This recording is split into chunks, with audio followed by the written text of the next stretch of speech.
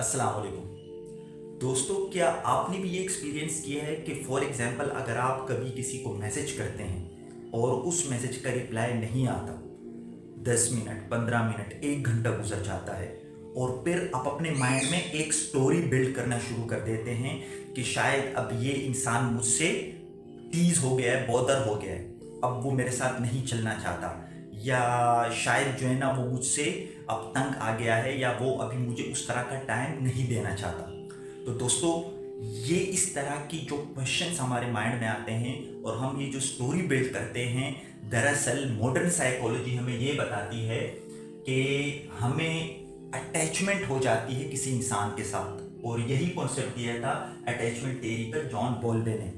दरअसल इन्होंने कहा ये था कि आपकी जब भी किसी के साथ अटैचमेंट होगी तो उसका जो रूट कॉज है वो आपके चाइल्डहुड में, बचपन में ही मिलेगा। फॉर एग्जाम्पल, अगर किसी बच्चे को बचपन में बहुत ज़्यादा लव, अफेक्शन, अटेंशन, केयर मिला है तो वो बड़े होकर बहुत सिक्योर फील करेगा और वो बहुत जल्दी ट्रस्ट करेगा दूसरे लोगों के ऊपर और अपनी रिलेशनशिप्स वो बिल्ड करेगा।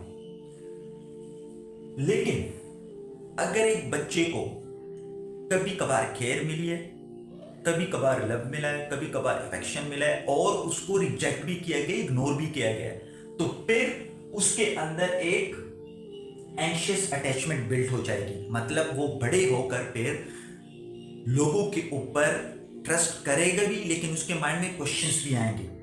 वो उस तरह से ट्रस्ट नहीं कर पाएगा, उस तरह से अपना रिलेशनशिप बिल्ड नहीं कर पाएगा और वो यही सोचेगा कि क्या मुझे इसके ऊपर ट्रस्ट करना चाहिए या नहीं करना चाहिए, या इस इंसान ने मेरे साथ ऐसा बिहेव क्यों किया, ये सही था या गलत था। तो इस तरह वो एक जो है ना एंशियस अटैचमेंट उसके अंदर बिल्ड हो जाएगी। वो हर वक्त जो है ना सोचता रहेगा, एंशियस रहेगा, वरीड रहेगा।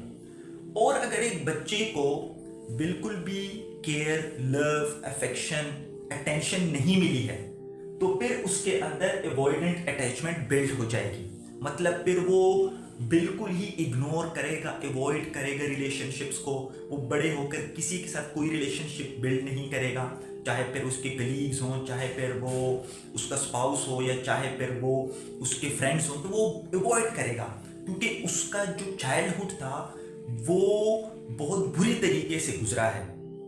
तो यही रूट कोज हमें मिलता है जब भी हम अटैचमेंट थ्योरी की बात करते हैं।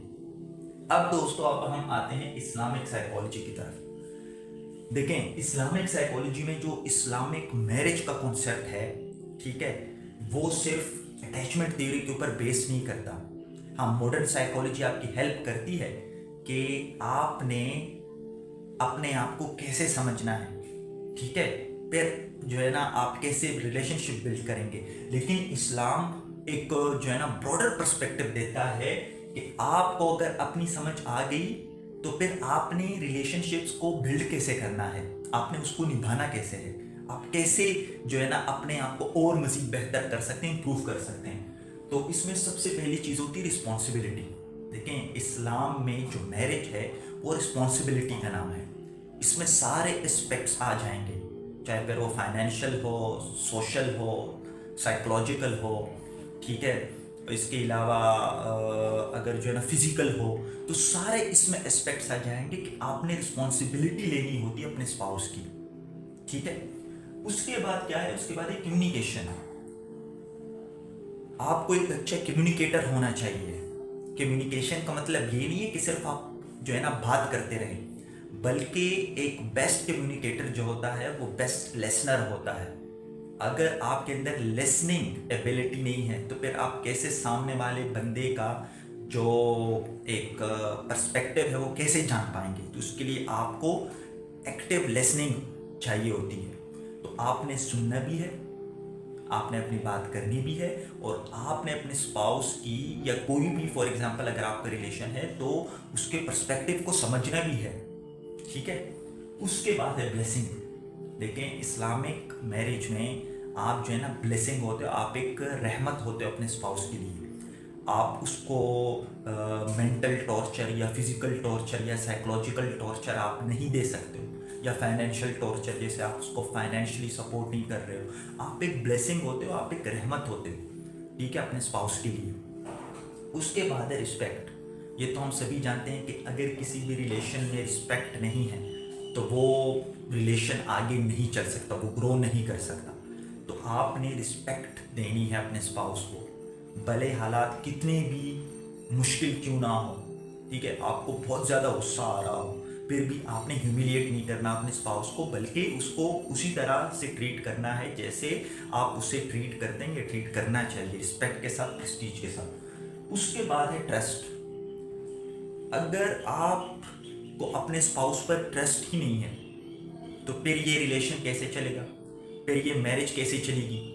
ٹھیک ہے, تو جو ٹرسٹ ہے یہ جو ہے نا بیسیکلی ایک فاؤنڈیشن ہوتی ہے کسی بھی ریلیشن کی. اگر ٹرسٹ نہیں ہے کسی ریلیشن میں تو سوری, یہ ریلیشن آگے نہیں چل سکتا. اور پھر لاسٹ میں کیا ہے, لاسٹ میں ہے اسپریچول کنیکشن. دیکھیں, اسلام میں جو میرج ہے یہ صرف جو ہے نا فزیکل نیڈ کو پورا کرنے کے لیے نہیں ہے. ٹھیک ہے, بلکہ ایک اسپریچول کنیکشن بھی ہوتا ہے آپ کا اپنے اسپاؤس کے ساتھ, کہ آپ ایک دوسرے کو کیا کرتے ہو, اسپریچولی آپ کیا کرتے ہو, گرو کراتے ہو.